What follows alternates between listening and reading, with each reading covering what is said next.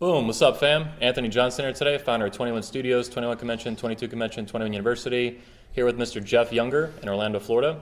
We're at a Republican event, a Black Robe Regiment event, and I'm asking him a few questions today about his experience with his son in family court. In my view, he has one of the most egregious, if not the most egregious, family court case in recent American history, maybe all of American history. I'm not that extensively familiar with it. It's unreal, though. It's unbelievable. A lot of you might have been seeing it on Twitter and social media the past couple years. Hashtag Save James.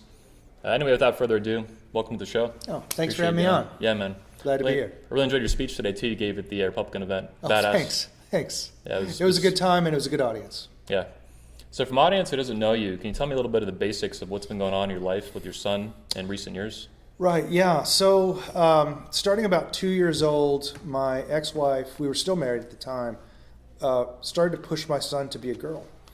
She began putting him into timeouts, saying the monsters only eat boys, don't be a boy when they come, that kind of thing, scaring him.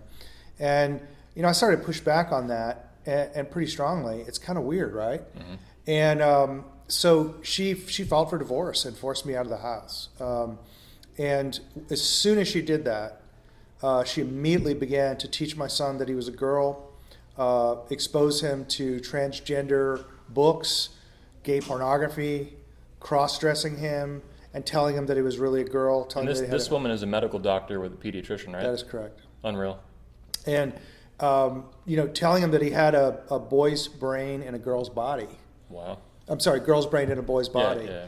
And, remember, she's a doctor, so he takes that as pretty authoritative. Mm-hmm. And this happened right after his third birthday. Wow. And if you go onto YouTube and you Google, Mommy Says I'm a Girl, it went viral. So there's hundreds of people who've posted it. And you'll see it out there. And that's me learning for the first time what she was doing to my son. And then it progressively got worse. And if you can believe it, it got worse and worse. She began to take him to transgender events where there were, half naked transgender men present. The drag queen story hours. She began to dress him like a drag queen. With like long wigs and high heels. And this is all going on in Republican Texas. This is in Republican Texas. The custody evaluator in my last trial, I've had 2 trials. The custody evaluator in my last trial flat out stated that she had gone way overboard pushing the transgender ideology. And she started to take him to all these gay events and really push this on my son. The final straw, I kept trying to reason with her. The final straw came when she registered him in school as a girl under a fake girl's name, and the school began to teach my son that he was a girl. So the school counselor, the teacher, the principal, the police officer, they all affirmed my son was a girl. So he had every authority in his life telling him he was a girl. It was just me and his priest telling him that he wasn't. And he really didn't know who to believe. So I really started pushing back on this, and I found lots of non-judicial ways to do that using a court order. And so she filed to terminate my parental rights. Wow. And it took 2 years to get to trial. During that time, I was under temporary orders, and I was prohibited from teaching my son traditional Christian teachings on sexuality and gender. I could not teach my son that he was actually a boy. I could not present him to third parties as a boy. Wow. All sorts of things. That went on for 2 years. And then when we finally got to trial, it was like the giant battle of transgender experts on both sides. We both hired the top experts. And you actually spent over $1.1 million doing this, yeah? That's correct. These experts were not cheap. So I got the guys that founded transgender medicine at the Johns Hopkins Institute in the 70s. And they closed their clinic within 4 years because their data showed they were harming patients. That was repeated in the 90s, and they closed it down again at Johns Hopkins. And so these guys really know their stuff. And one of the experts I trained up, Dr. Levine, wound up being the key expert witness in the United Kingdom where they outlawed sex-change surgeries on kids. So I felt like I really contributed by training him up. You made an impact. Yeah, and I made it very clear to him I expected him to go save kids because he charged me an arm and a leg. Yeah. So I paid a lot of money. And I said, you're going to win more cases than mine. And he agreed to do that, and he actually did it. Wow. At that trial, I won 50-50 parental rights, and that allowed me to stop her attempts to chemically castrate him. So he's 9 years old now. So I've been doing this continuously for 6 years. That stop, though, is not permanent. Is it temporary or permanent? It's temporary. A judge could overrule it tomorrow. Wow. I have a trial on July 2nd, Friday, at which they're asking for it to be overturned. It's also a criminal trial because I'm not supposed to be talking to your audience. A judge has put me under a gag order, which I believe is illegal and unconstitutional. Yeah, that's unbelievably un-American and disgusting and illegal. I think the sheriffs in that county should be arresting the judges. It's sick. I think sheriffs, it's a good point. Yeah. Sheriffs need to begin to exercise their rightful authority. That's right. Right? They are a check and balance on the judiciary. And the judiciary should not be violating the rights of citizens and their color of law any more than the sheriff's officers should be doing. That's right. And as my understanding, sheriffs, every county in the United States, are the supreme law enforcement officer. They have the capacity to do this. That is absolutely right. I know under the Texas Constitution, they're actually the only constitutionally mandated law enforcement officer. Wow. They're super powerful in Texas. Mm-hmm. They need bigger balls, though, like you. They do. They need bigger balls. Yeah. We'll see. They say don't mess with Texas, don't fuck with Florida. We'll see how it goes. Yeah. I'm rooting for you, man. Thanks, man. I mean, the deal is with the judges. Basically, we have created a system, one, where the justice system is inaccessible to people without a specialist education, right? It's virtually impossible to learn it's taken me 6 years to learn how to navigate the system. Never mind an insane amount of money. Oh, yeah. This is $1.1 million. Yeah. No one has even a tenth of that cash. I know. Around. Absolutely right. Yeah. And so that's the first thing. How can the justice system serve the people when the people can't access it? Yeah. That's a huge issue in and of itself, right? Mm-hmm. The second thing is we really don't have any check and balance on the judiciary other than impeachments. And it's pretty clear from the history of the United States, impeachment is too high of a standard. Or jury nullification in some states. Yes, and Texas, it's legal, but the judges have ways of getting around that on jury trials. Now, one good thing about Texas does not allow judges to remove the parental rights of an individual with children. A jury is required. A jury is required. You have to convince 12 of your fellow citizens that you shouldn't have your kids. And this is different per state in America. I think we're the only state. Texas is the only state that even allows any juries. Wow. In most states, it's so much worse. The judge is a one-person tribunal that decides everything. It's crazy. It's crazy. There's no check and balance on it. So I think we need to make it easier to get rid of bad judges. Mm-hmm. We need to provide legal and constitutional ways for higher courts to supervise lower courts. Okay. Right now, there's a lot of incentives for them to stay hands-off. So we need to fix that. And we need to make it a lot easier for people to bring claims against judges. There needs to be some form of adversarial adjudication against judges themselves. Yeah. Because that sounds very American. Yeah, because our whole justice system is based on an adversarial presentation of evidence, right? And the judges preside over such a system precisely because it tends to produce the most fair outcomes over the long haul, right? Particular cases, sure, you're going to have bad outcomes. But the judges have insulated themselves from adversarial shows. Like they're above the law. That's right. You just send a letter to a judicial commission and they just do whatever they want. Yeah. There's no way to put the judge under oath, to get discovery, and that needs to happen. So I think overall, one of the things we have to dispense with is absolute immunity under the law. Judges should only have qualified immunity. Okay. Meaning that if they know what they're doing is illegal, or should have known that what they're doing is illegal, they have no immunity protections. And that's what police officers have. Police officers don't have absolute immunity, they have qualified immunity. Okay. Right? Prosecutors and judges have absolute immunity, meaning even if they knowingly commit felonies on the bench in the course of their duties, they cannot be prosecuted. That's sick. It seems like it's entirely context dropping, you would say, philosophically. Completely context dropping. Yeah. And it's designed that way. So I think this is one area where we have to admit perhaps the founders were mistaken. Okay. The founders truly believed that the judiciary would be the weakest branch of government. And if you read in the Federalist Papers, Federalist 51, you'll see that they really worried it wouldn't be strong enough.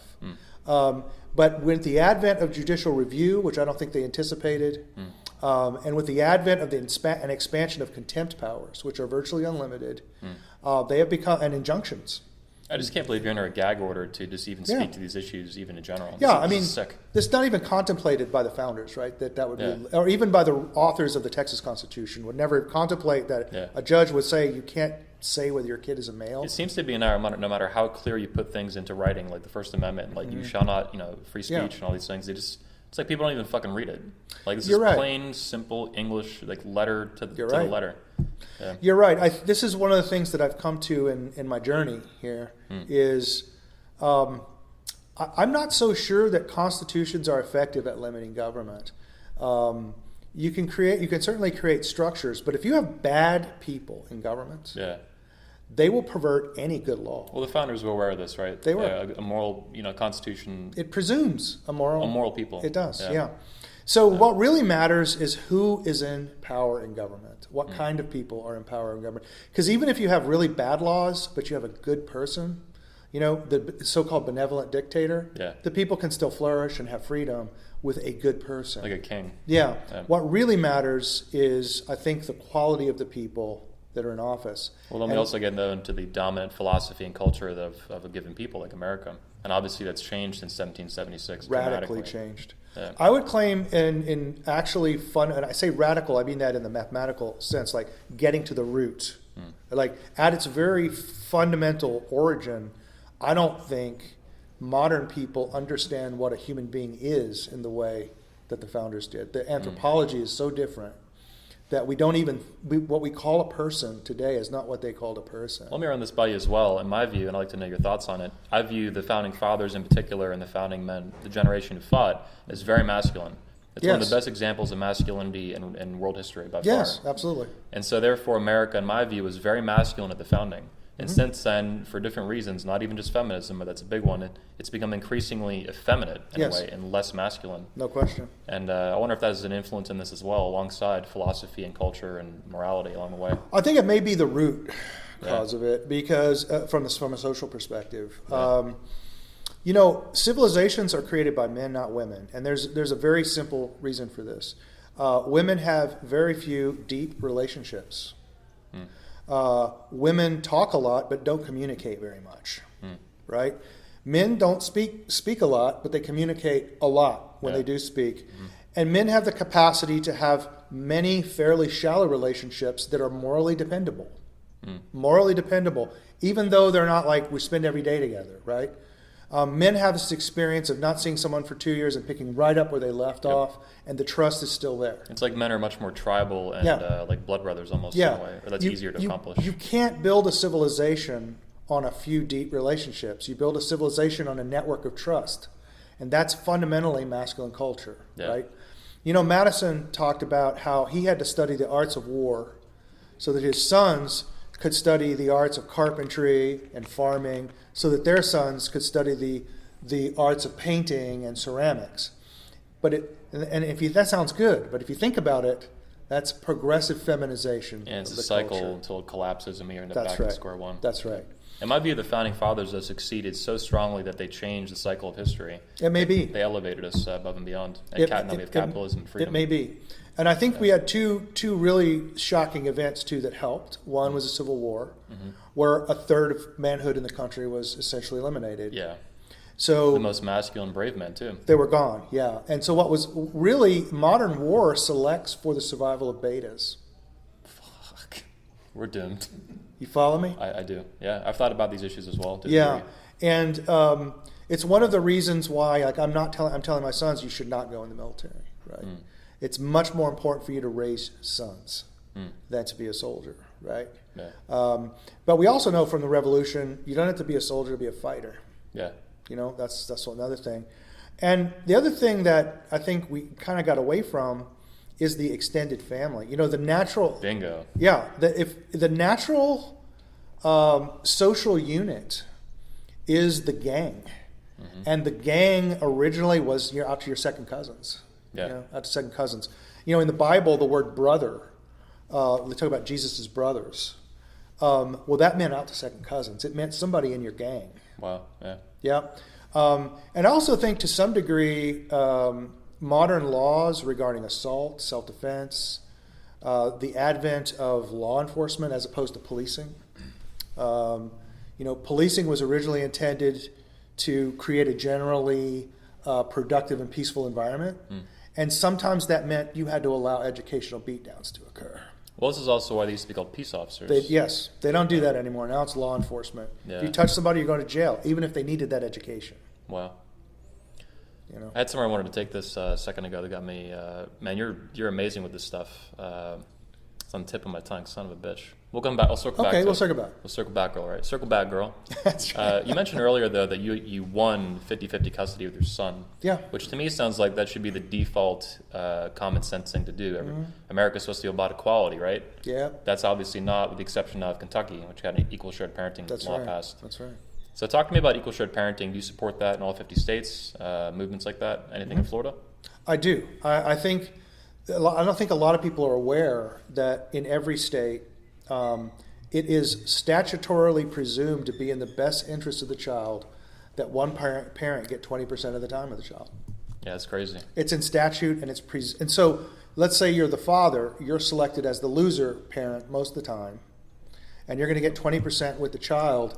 You have to overcome that statutory presumption with evidence. And it's very difficult to produce evidence that you are a great father unless you had like one of the things that saved me was I had an incredibly detailed journal. Yeah. I have 5,000 pages a year. Wow. And photos that I take because I found I couldn't prove it in the divorce. Well, basically, fathers are being treated as guilty to proven innocent. That is what correct. You're saying. That is correct. At least morally, or some sort of behavior pattern. Or something. Yeah, and think about it this way too. It's a great way to think about it. If a stepfather comes into a house, right, he doesn't have to prove anything. Yeah. There's no custody evaluator or psych evaluation for him. That's a good point. There's no duties that are even assigned to him, anything. But the father is continually under the scrutiny. Yeah. There's something quite off about that. That's a clear contradiction, just a logical contradiction. Stepfathers, too, are known for, I think the abuse stats on that are not it's good. It's 10 times. 10 times? It's actually wow. 10 times. That's worse than I thought. Shit. Yeah, it's 10 times. So I did remember, though, what I wanted to ask you. So you're one of the few men I've ever seen actually, it seems like, realize that not only is the nuclear family under attack in America and falling apart, the extended family is too. Yes. And it's really rare. It's the only one I've ever seen that's my friend DDJ, who's a paralegal in family law for like 20 years. Wow. Which is probably the reason he realized that. Yeah. But I really love and I appreciate that. I'm an uncle myself. I have 3 nephews now. It's a very important role. Yeah, I love it. Yeah. It's an essential role. Yeah. I know growing up, my dad was quite an interesting character. I mean, my dad was a bare knuckle boxer in the 1950s. Jesus. Yeah. He prize fought, illegal prize fighting in Texas, and got enough money to buy an old derrick and started his own oil business. Wow. I mean, he was a hardcore guy, and he was terrified of his brother. Yeah. Just to let you know. Damn. Yeah. So his brother, however, was a talented artist. I got all of my interest in reading, all of my interest in drawing and art from him. Wow. And my interest in boxing and wrestling I got from my dad. From the interaction between the two, watching how they work together. They rebuilt a semi-diesel engine right in front of me one time, and just learning how men cooperated. Yeah. And once I had helped them, suddenly I realized they brought me into theirs. So now they're around drinking beer, we're fixing tractors, fixing things, and I'm part of the gang. And you're learning by observation, too. That's you're right. By experience That's right. and even osmosis, in a sense. And all of the ethical requirements to be in that gang had to be met. We call them, in our manosphere thing, we call them sometimes, one author, Jack Donovan, calls them the tactical virtues of masculinity. That's a great way to say Strength, courage, mastery, and honor. I love it. And these are kind of the key 4 that universally men throughout history You got to have it. You got to have it. Yeah. And there's competition even in that gang. Yeah, of course. But it's the kind of competition that never breaks people down but makes the whole unit stronger. Yeah. Right? And there's an understanding that you have to be the kind of person that can do that. Yeah. Right?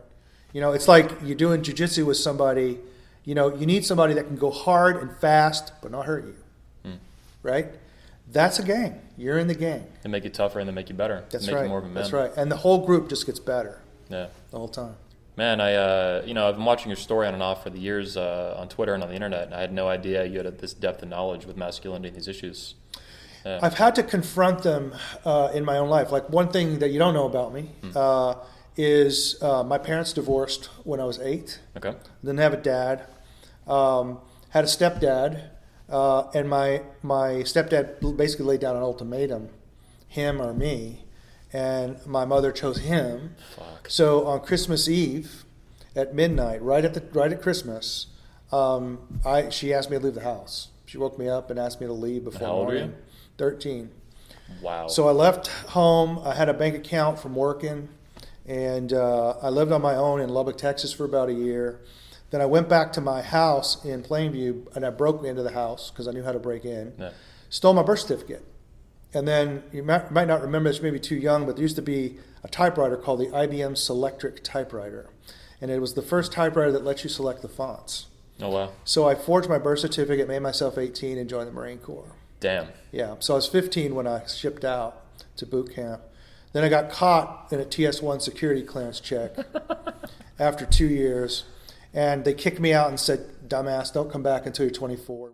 So you've been through hell, obviously, with family court and all these issues with your son, and that's ongoing. Yep. God bless. Fight to the death.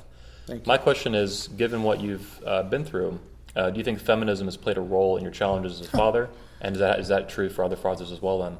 Absolutely no question. The presumption at law, all the presumptions at law now are all feminist presumptions. Okay. Right?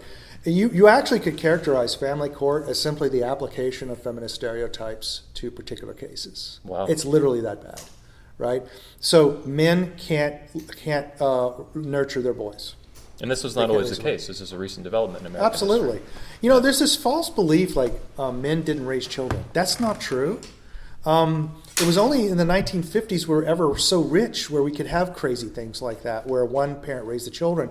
What happened was women raised girls and young children in most societies to the age of 9. Some societies like Jewish societies and the Romans did it to the age of 12, which is why Italians and Jews were considered mama's boys by the pagan societies around them, because they left their mother at 9.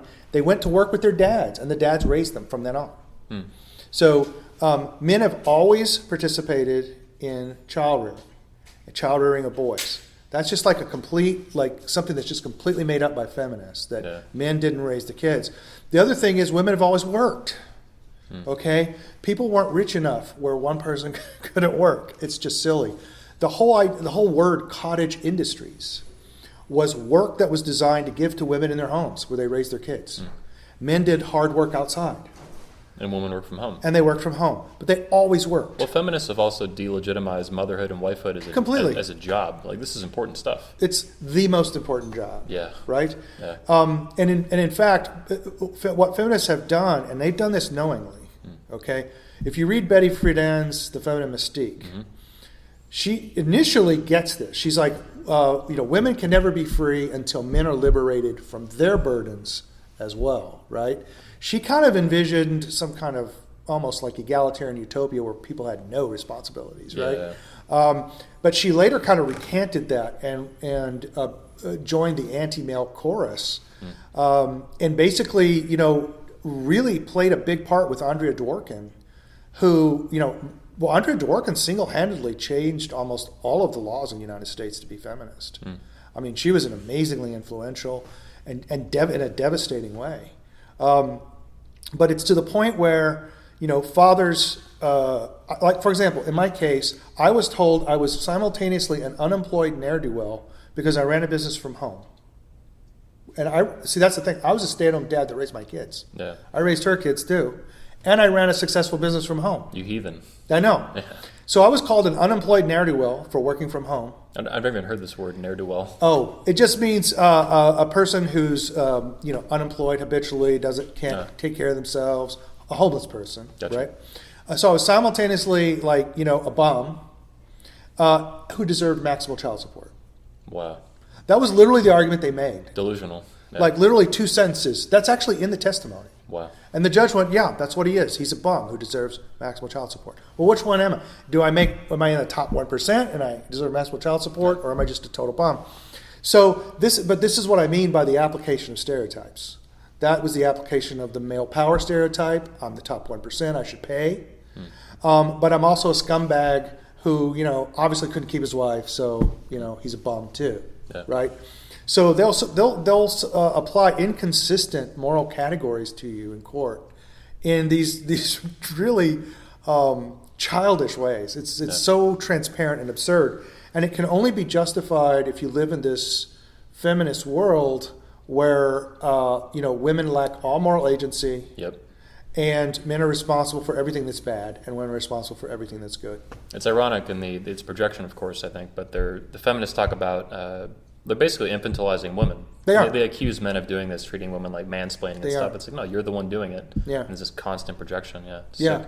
And I think they create a lot of their own problems. Like if you actually treat women the way feminists want to be treated, right, women will hate you. Exactly. Bingo. You Big red pill right there, boys.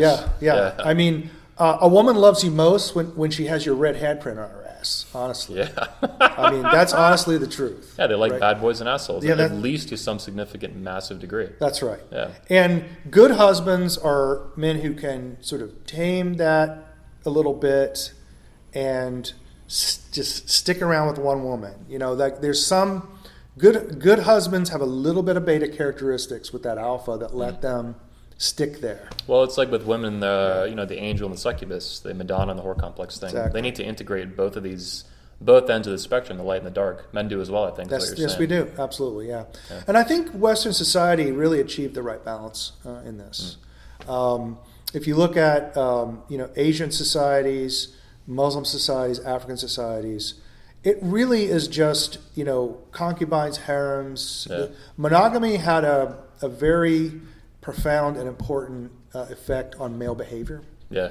And I think it struck an excellent balance between a warrior ethos and an ethos that would allow you to build a civilization stable enough. What you essentially need for men to be are stationary bandits. Okay. You know what I mean? Stationary bandit. Yeah. I love it. Yeah. You need to be a roving warrior who sticks in one place. And the West figured out how to do that. And I think it was probably the reason for its rise. Yeah. Yeah, and some, like you mentioned, other cultures as well. Like in some Muslim countries still, they can stone women to death for adultery. I've seen one video, a woman had her head chopped off in the street, I think in Saudi Arabia, for adultery. And adultery is really, really serious and unbelievably terrible. Maybe there should even be, in America, civil, you can sue someone civilly for it and stuff like that. But chopping someone's head off for it is just insane.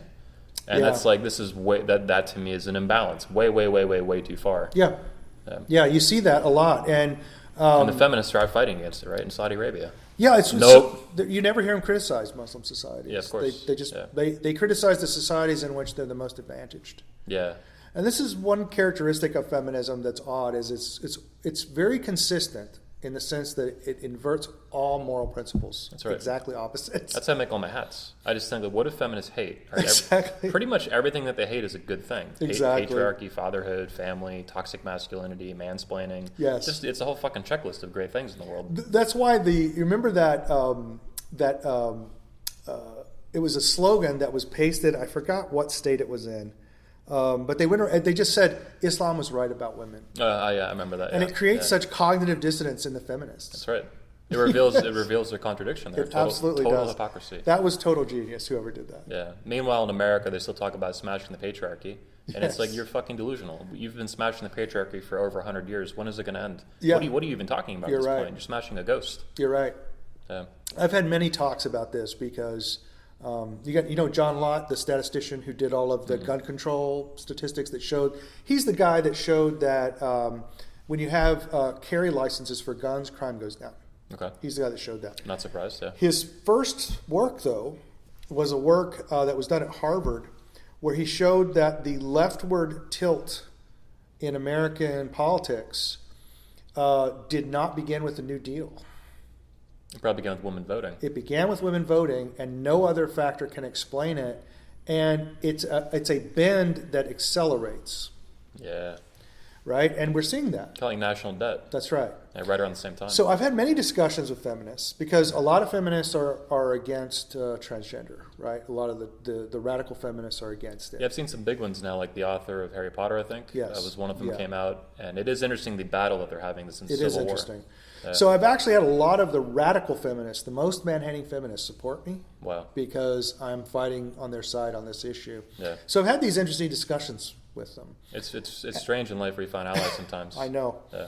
And they'll ask me things, and this has been done online, so there's records of this, where they'll ask me questions like, how can it possibly have been fair that black men got the vote before women did? Like, why didn't women have the vote? And I said, well, it's very simple. All you have to do is go back and actually read the news articles of the time, right? Black men got drafted. Yeah. And it was just considered unfair that they got drafted and they couldn't vote. Well, there were a lot of women back then who did not want the ability to vote because they thought they were going to get drafted. And it will ultimately lead to them getting drafted, right? Yeah. And I've brought this up many times. Giving women the right to vote was an incredible act of benevolence that's probably never been seen in human societies before.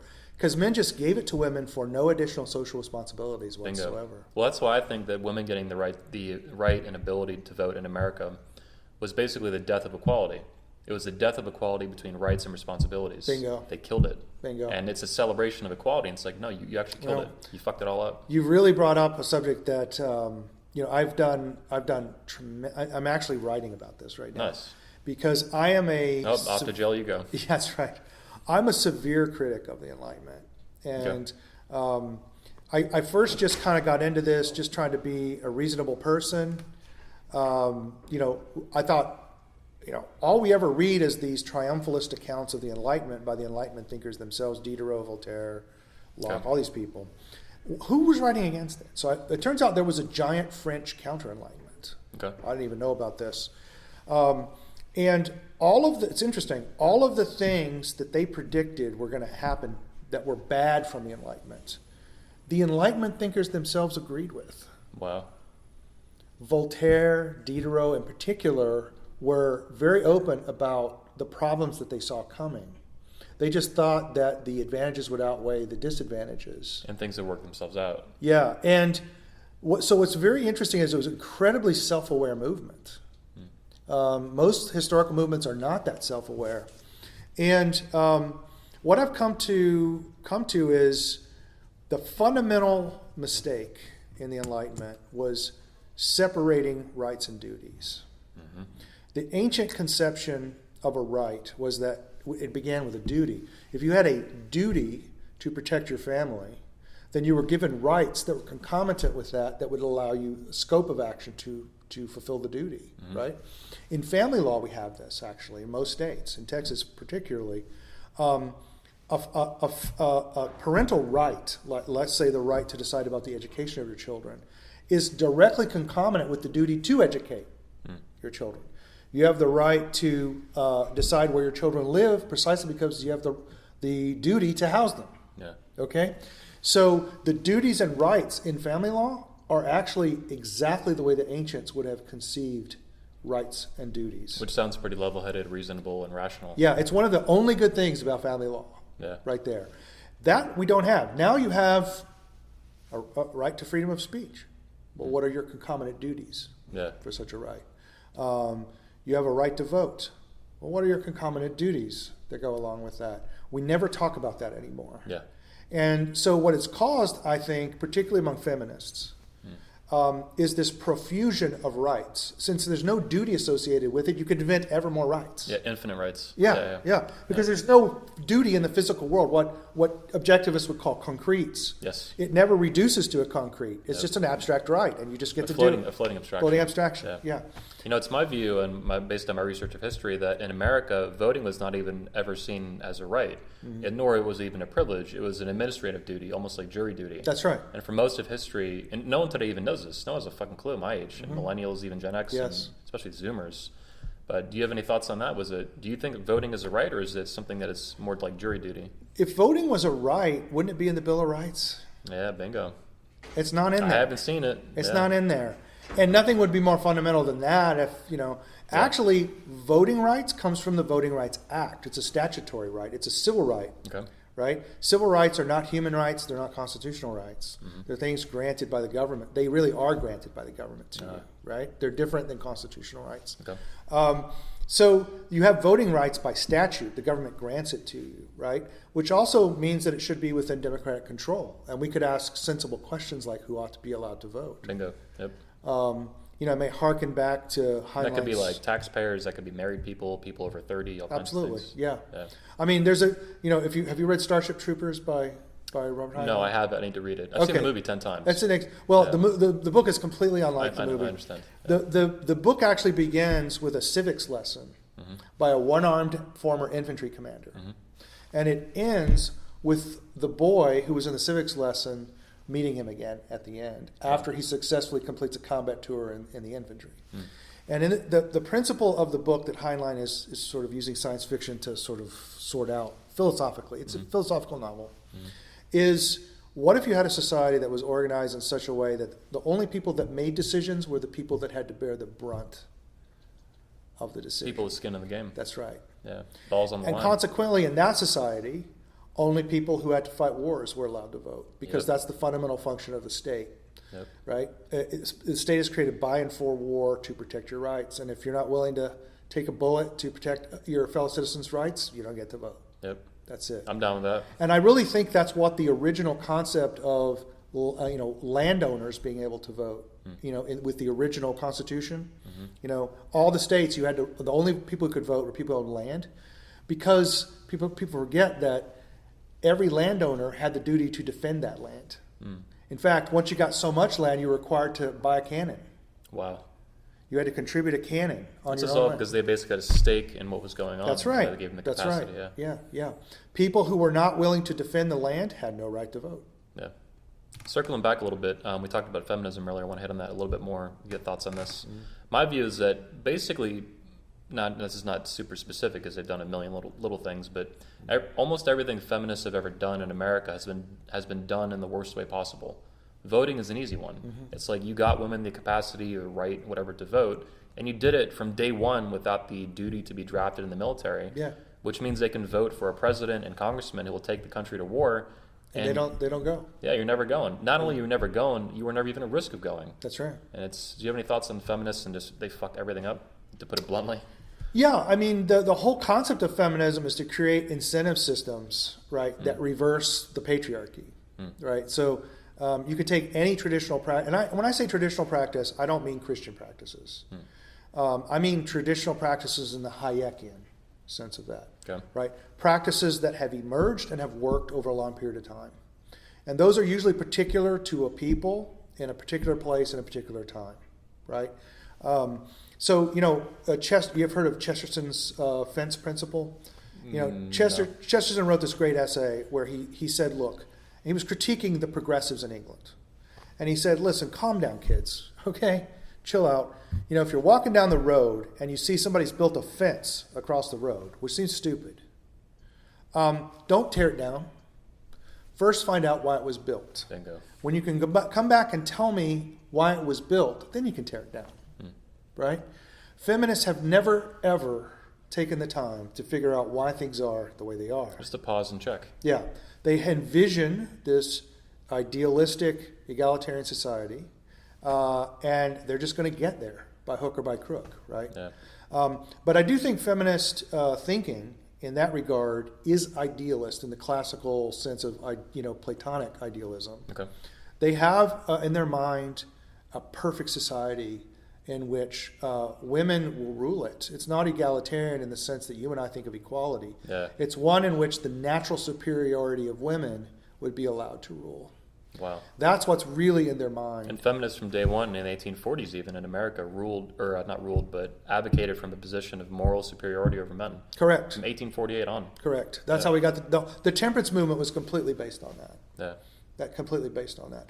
And I think there's some interesting things from Abraham Lincoln, in his response to the temperance movement, because he was against temperance laws. Okay. He precisely thought it would lead to crime and criminality and drive things underground.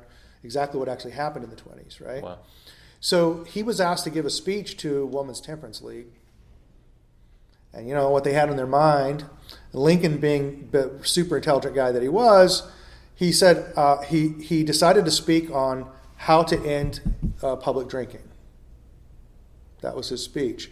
And it came to be called the bonnet speech because he told him, he said, look, if you really want your men to not get publicly drunk and to, besot themselves in public like that, what you ought to do is make being drunk ridiculous to young women. Because men don't like looking ridiculous to young women.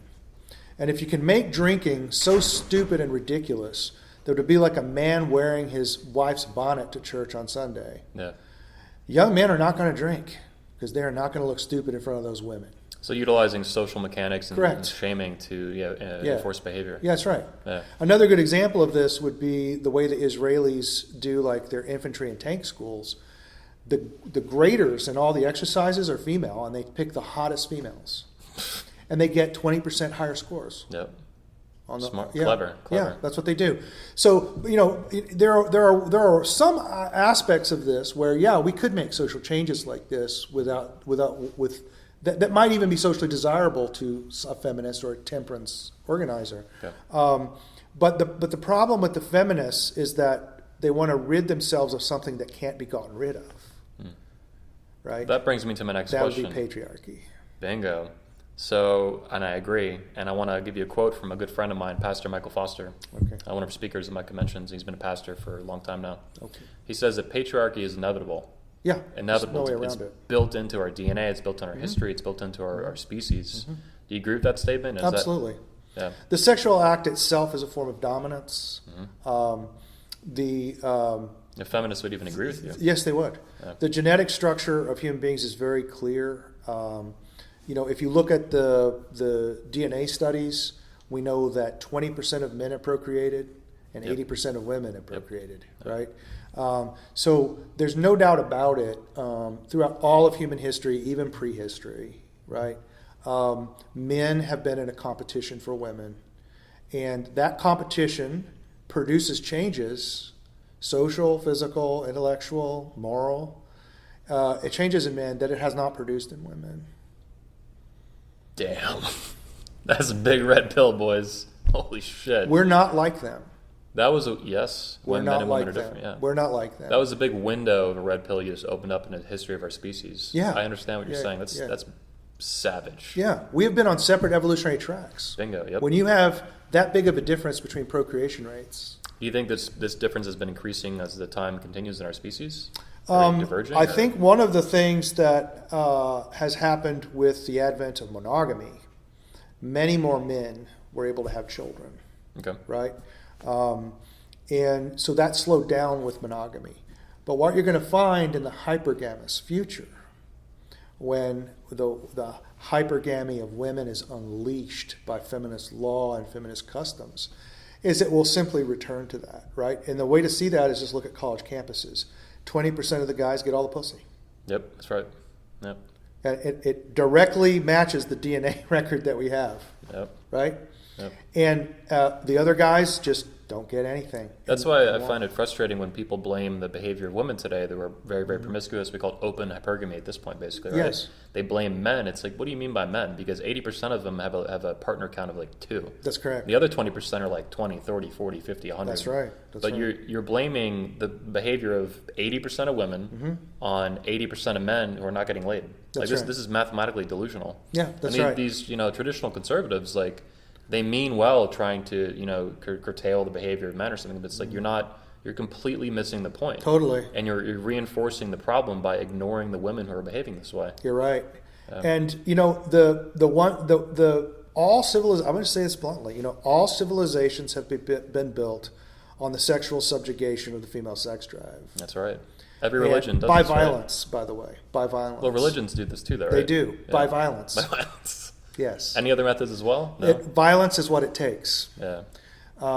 It's Jesus. just Sorry. how it is. Think about it. I mean, you need strict laws to enforce paternity, That's right. for example, and these laws have to be pretty harsh. Yeah. That involve confiscation of property, loss of status. I mean, we don't think of like loss of property as violence, but it's an act of violence by the state. It's an act of use of force to steal from you and take your stuff. You know what I find amazing today is that, of course, good that things like rape, male and female rape is outlawed. It's a Yes. crime. Okay, good. But if a woman, and I view that as a maximal expression, a hyper expression of the male sexuality on women. Yes. But if women literally physically cuck a man out of the genetic gene pool Yes. with fraud, Yes. this is basically genetic murder. But It is. it's legal. It's perfectly legal. It's insane. And in fact, there have been cases of men being forced into sex, and you think that's not even possible. Yeah. The FBI used to not even consider that rape. Correct. Well, no, there are cases from colleges now where women introduce Viagra into a Coke can, guy passes out drunk, and she gets pregnant. She gets pregnant from him while he's unconscious. Should he pay child support when he was raped while he was unconscious? The courts have said, yeah, because men can't be raped. And if he doesn't, he'll go to jail. Yeah, that's right. Yeah, that's like basically slavery. That's right. Yeah. The other thing is you can look in male populations if you want to study rape. Rape as a form of subjugating men. You know, if you include prison rape, more men are raped than women. That's right. Right? And it's used as a form of social control. Yeah. Yeah. It's been an amazing conversation. Yeah, man, we're not it's done been yet, fun. almost. Okay, yeah. Talk to me a little bit about we'll wrap up after this. Talk to me about your history with objectivism. You mentioned to me that for a while you were Randian atheist, and you the Most of my life. Yeah. Actually, yeah. But you converted now to Orthodox Christianity. I did, yeah. So if you can, discuss in brief like your history with objectivism, the philosophy of Ayn Rand, and converting to Christianity. How'd that go? You know, I'm going to be very honest with you, and I'll use objectivist terms. I mean, I expect an objectivist to scoff at what I say because I'm using these terms that they usually deride. I'm fascinated. This is great. But you know, I actually had a mystical experience. Okay. And what happened was I encountered a drug addict who was asking me for money. And I looked at him and I spoke with him briefly. And it was very clear to me that he was not acting volitionally. He was not acting on his own volition. I don't know if it was the chemical or whatever it was. And I lost my skepticism towards the existence of spirits. Okay.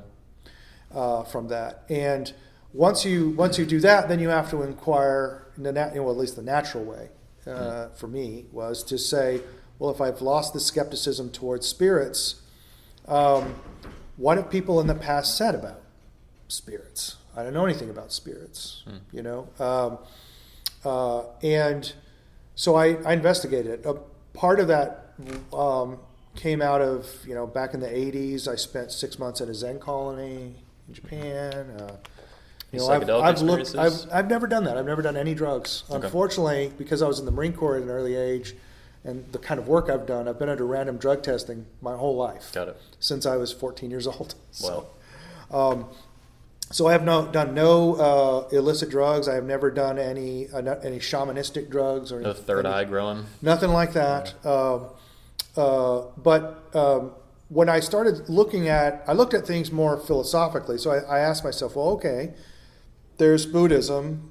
What is Buddhism's fundamental question that it seeks to answer? And it addresses the same question Hinduism does. Why do people suffer? That was its fundamental question. It's not a bad question. It's not exactly the kind of question that someone who has a natural inclination to like the Norseman's ethic, who finds a kind of joy in fighting and that kind of thing. Conflict. It's not the kind of question somebody like me would ask. And then I ask, well, what answer do they give? And the answer that the Buddhist gives is, well, you don't actually exist. And you believe that you exist, and that's what causes suffering, and you don't actually exist. And though through a process of systematic extinction of the self, you can end all suffering. So I didn't think that was a very good answer. Although I was persuaded by some of their interest, there's some very good arguments they have around the way things function in the world, what they call dependent origination. They're arguments from causality, and they make some very interesting observations, which are actually valuable, and I've even used in business. Nice. So they're applied things. I know that Buddhists in Japan often laugh at Westerners who come to study Buddhism there. Sure. Because Buddhism came about to liberate Hindus from their belief in infinite reincarnation, like you could achieve enlightenment now, right? And so they're like, why would you adopt these Hindu beliefs you never had to come study Buddhism to liberate yourself from them? Like they find this very strange. And then there's the whole hippie culture, right, where people sort of go over there just to be different from something else, right? Trendy bullshit. That's right. I looked at Islam very seriously because I was attracted to the masculinity of it, Okay. and it is truly a warrior's religion today, and it's probably the only living warrior religion left. It's like hyper patriarchal. Yeah, big time. Even the feminists there are making inroads, though. Yes. For better or for worse. Yeah. I think Islam never had a kind of reformation the way right. Christianity had. No. And Al-Ghazali convinced the second caliph, to, dispense with Greek learning. So they were at the height of all intellectual attainment in the world, and then it all just disappeared. Damn. Because they just literally consciously jettisoned all pagan learning. Wow. So You ever studied Shinto? yeah. So I've done some Shugenja stuff when I was in Japan and stuff like that.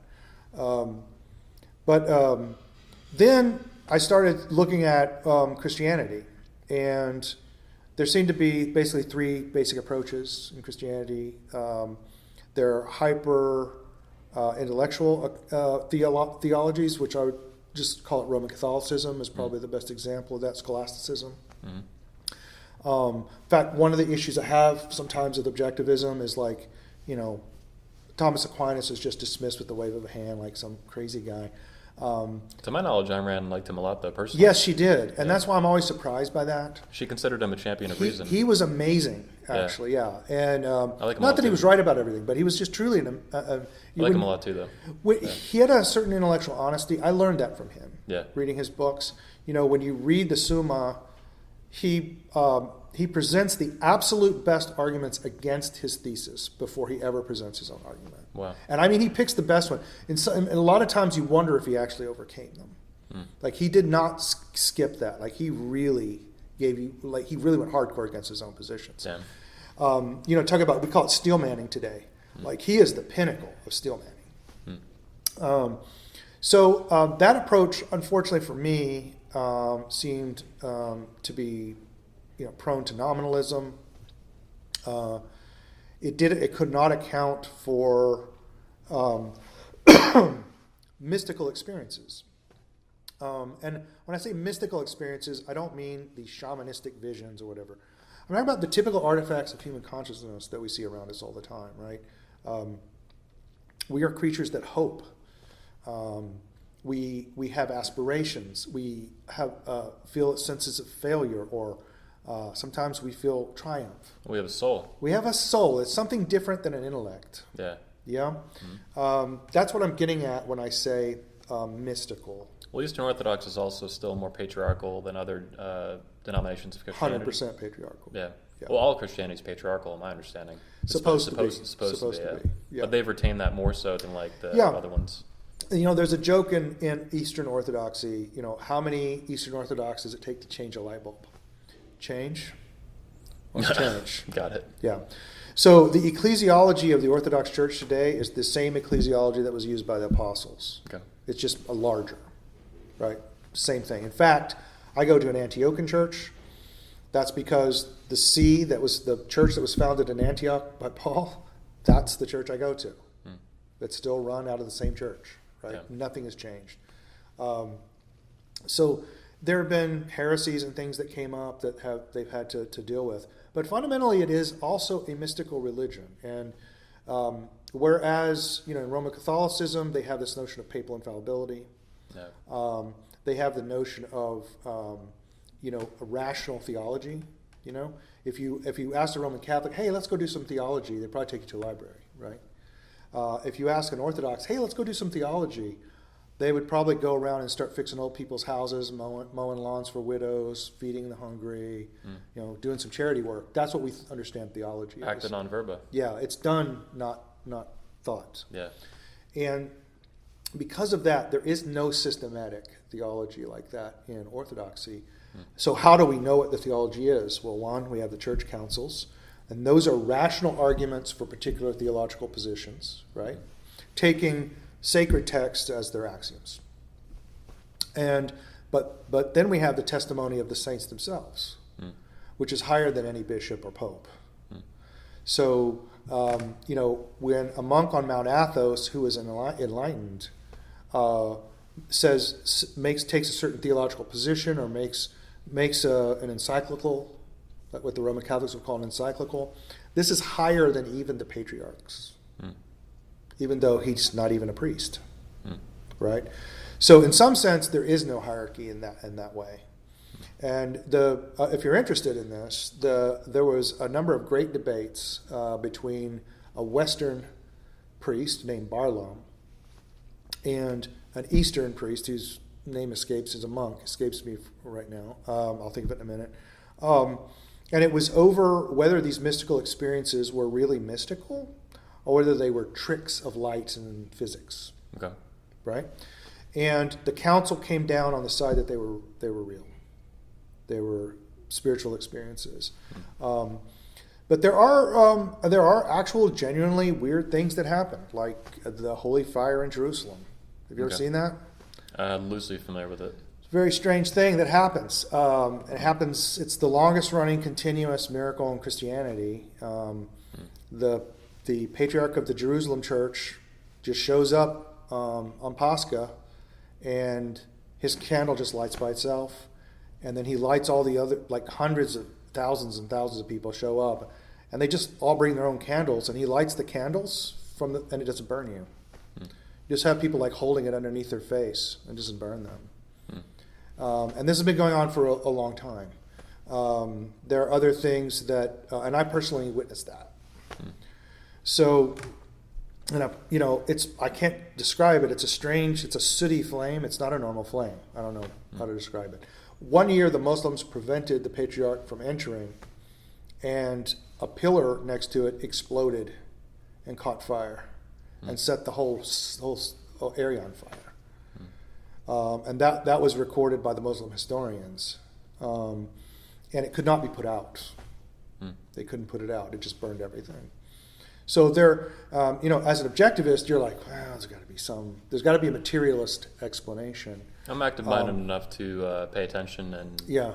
To me, I love Ayn Rand's concept of being active-minded, not open or closed, like truly active. Yeah, absolutely. And anything's possible. Yeah, anything's possible. So there's a philosopher, an atheist philosopher, Nagel, who has written a book called Mind and Cosmos. Okay. And for the materialist, if you're a materialist, it's a great way to enter into a critique of the materialist worldview, which I think is valuable to self-critique, right? And he took a lot of flack for writing the book, and it's called Mind and Cosmos, Why the Materialist Neo-Darwinian View of the World is Almost Certainly Wrong. I wouldn't consider myself a materialist. Okay. Definitely leaning away from that. The objectivists who do that tend to be leftists. I'm saying left of center. Gotcha. And that's a lot of objectivists today, unfortunately, including at the institutes. Yeah, unfortunately, that's pretty much all I've encountered. So there's other ones. Okay. They're called Ayn Rand's Eagles. Okay. And like the book I recommended to you, he's one of them. Yeah. Okay. I would great. consider him one. Great. Yeah. Someone who's an objectivist in the sense that Ayn Rand was. Right. Not this hyper modern like let's vote Hillary crap. Right on. That's just sick. Right on. Yeah. Yeah, I mean, it's a lot of it comes down to what Toulmin calls warrants. What counts as an explanation, right? This comes up in our society all the time. People will show me statistical disparities in hiring, and I go, well, that's not proof of discrimination. Yeah. But some people say it is, right? The dispute is really over what counts as an explanation. Yeah. I really think we need to get back to something more like Aristotle's four causes. So certainly materialist explanations are valuable, right? That's the third of Aristotle's. We live in a physical world. Yeah, absolutely, and it's lawful, right? Anything with regularity is incredibly valuable to master regularity, right? That's how you get power over things. Even in boxing, it's about mastering the regularity of the rhythm of the opponent to hit him. Like everything is based on that. But Aristotle talks about there's other ways to think about explanations. We could reference explanations to what he called final causes, or the telos of a thing. What is the purpose of a thing, right? We could reference the design of a thing. What he called the formal cause. The formal explanation. What is the design of the thing? A clock has a certain design to it. And you could explain it based on this design characteristic rather than the material components. They're two different ways of looking at it, right? And we just kind of have abandoned that in the modern world. But well, here's one way I could explain it to you, and I have to give this example to Roger Scruton. I got it from Roger Scruton.